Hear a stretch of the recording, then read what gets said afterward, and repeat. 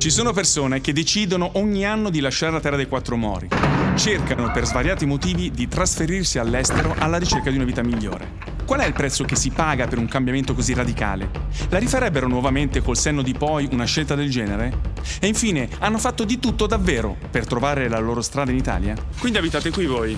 Lavori sodo, ma lo stai facendo per te, per un futuro. Ti riscopri, scopri te stessa e dici cavolo, questo è quello che volevo, un po' di più di libertà. Se volessi, non è che non sono in carcere, non è qualcosa che qualcuno mi ha spinto a venire qua. Come no? Spegni. E il video? No, non mi piace mandare. E come faccio a fare l'intervista? Dobbiamo... per forza, guarda che bella la signora Maria, di Buonarcado. È stato una pugnalata. Ma dice il destino.